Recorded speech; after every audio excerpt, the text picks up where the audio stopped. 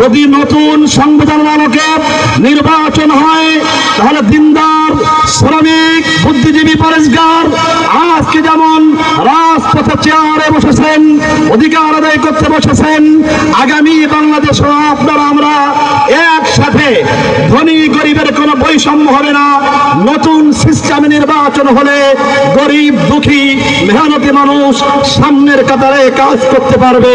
সরকার থেকে ঠিক না। সমাবেশের পর্যায়ে গুরুত্বপূর্ণ বক্তব্য নিয়ে আসছেন আজকের সমাবেশের বিশেষ অতিথি ইসলামী আন্দোলন বাংলাদেশ মুল্লাহাট উপজেলা শাখার সাবেক সভাপতি, ইসলামী আন্দোলন বাংলাদেশ মুল্লাহাট উপজেলা শাখার বর্তমান কমিটির সংগ্রামী সিনিয়র সহসভাপতি জননেতা মুফতি জাকির আশরাফ সাহেব। আলোচনা নিয়ে মঞ্চে আসছেন জননেতা মুফতি জাকির আশরাফ সাহেব।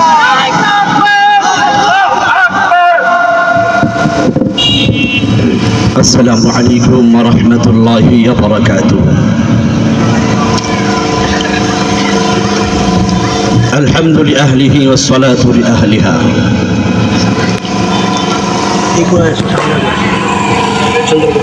5 আগস্ট 24 জুলাই আগস্ট মিলিটারি গণঅভ্যুত্থান এদেশের লক্ষ কোটি জনতার রাজনৈতিক রাহবার আমিরুল মুজাহিদিন হযরত পীর সাহেব চরমনাই ও শাইখে চরমনাইয়ের নেতৃত্বে তৎকালীন সময়ে প্রশাসনের জারি করা 144 ধারা ভঙ্গকারী প্রথম সিপাহসালার শাইখে চরমনাইয়ের পরামর্শে পরিচালিত ইসলামী আন্দোলন বাংলাদেশ বাগেরহাট জেলা শাখার ব্যবস্থাপনায় মোল্লাহাট উপজেলা শাখার আয়োজনে 5 দফা দাবিতে আজকের এই বিক্ষোভ মিছিল ও সমাবেশের সংগ্রামী সভাপতি জননেতা আলহাজ হযরত মাওলানা নিজামউদ্দিন।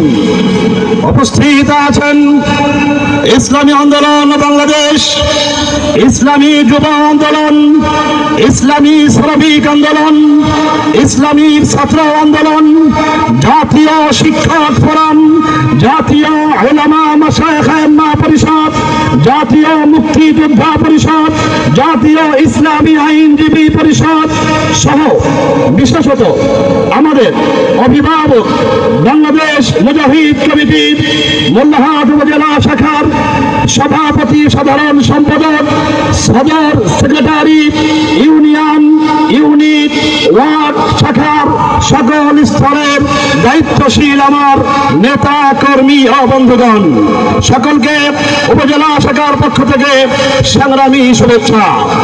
সুপ্রিয় মোল্লাহাটবাসী, আজকের এই গণসমাবেশ 5টি দাবিতে হচ্ছে, যার একটি দাবি হলো জুলাই সনদের ভিত্তিতে আগামী জাতীয় সংসদ নির্বাচন হতে হবে। জুলাই সনদ অতীতের ফ্যাসিস্ট 16 বছরের যেই দুর্নীতি পরায়ণ কর্মকাণ্ড এগুলো ধুয়ে মুছে নতুন আঙ্গিকে সকলের সম্মতিতে জাতীয় ঐক্যমত্য কমিশনের রচিত যেই গঠনতন্ত্র নতুন সংবিধান সেটাই হলো জুলাই সনদ। কিন্তু আজকে ফ্যাসিস্ট দুর্নীতিবাজ চোর বাটপার তারা চাইতেছে যে নির্বাচন পুরনো নিয়মের ভিত্তিতেই হোক। জুলাই সনদ মানি না। জুলাই সনদ হলো মজলুমের পক্ষে, আগের সংবিধান হলো জালেমের পক্ষে। আমরা কি জুলাই সনদ চাই কি চাই না? জুলাই সনদ চাই কি চাই না? দ্বিতীয় দফা, নির্বাচন পিয়ার পদ্ধতিতে হতে হবে। নির্বাচন পিয়ার পদ্ধতি মানে হলো সংখ্যানুপাতিক হারে প্রতিনিধিত্ব নির্বাচন। উদাহরণ, মোল্লাহাটে অন্যান্য দল 50টা ভোট পাইছে, তারা চেয়ারম্যান, কিন্তু আমরাও 40টা পাইছি। পিয়ার পদ্ধতি 50টা ভোট পেয়ে যদি মোল্লাহাটের অফিস আদালতের চেয়ার পায় 10খান, আমরাও কমপক্ষে চেয়ার পেতে হবে 8খান। কিন্তু প্রচলিত নিয়ম ওই 50টা ভোট কেটে চুরি করে অস্ত্রপাতি করে থানা উপজেলা লুটপাট করবে, আর আমরা যে 40টা ভোট পেলাম মাত্র 10টা কম পেলাম, আমাদের কোনো মূল্য নাই। পিয়ার পদ্ধতি হলো 50-এ যদি 5 জন হয় এমপি, 40-এ হবে 4 জন। তাহলে পিয়ার পদ্ধতি হলে সমস্ত ভোটারের গুরুত্ব হয়। আমরা কি পিয়ার পদ্ধতি চাই কি চাই না? আমরা কি পিয়ার পদ্ধতি চাই কি চাই না? আমি আর কথা বলাবো না, অনেক দফা রয়েছে, অনেক সময় লাগবে।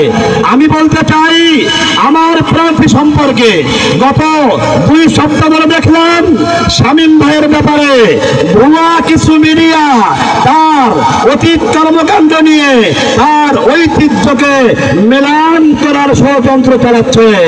মনে রাখবেন, মোল্লা মুজিবুর রহমান শামীম, শামীম মানে হলো পীর সাহেব জন্ম নাই, শামীম মানে হলো সাইকে জন্ম নাই, শামীম মানে হলো নিজামুদ্দিন সাহেব, শামীম মানে হলো আব্দুল্লাহ মামুন সাহেব, শামীম মানে হলো আমাদের মুক্তিযোদ্ধা জনাব বাবুল মিয়া সহ উপজেলার নেতৃবৃন্দ। যারা বলেন ঠিক ঠিক না?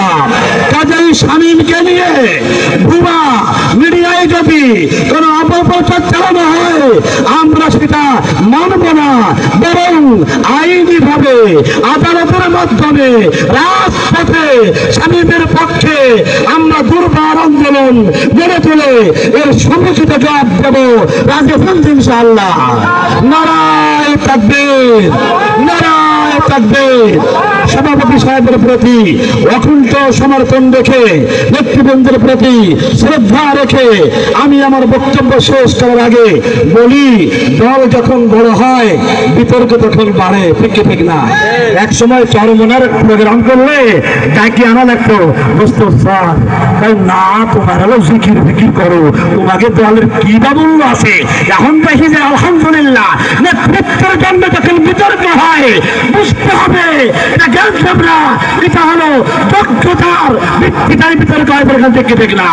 কাজেই আমরা যেটা করেছি বিতর্ক না, ভাই ভাইয়ের মধ্যে একটু ভুল বোঝাবুঝি। আগামী দিনে আমাদের মুরব্বীদের সাথে আমাদের বাবুল ভাই, বাদল ভাই, নিজামুদ্দিন সাহেব সহ হাতে হাত মিলে আমরা সামনে কাজ করব, এই উদাত্ত আহ্বান দেখে বক্তব্য শেষ করছি। নাসরুল্লাহি ওয়া ফাতহুন করিম।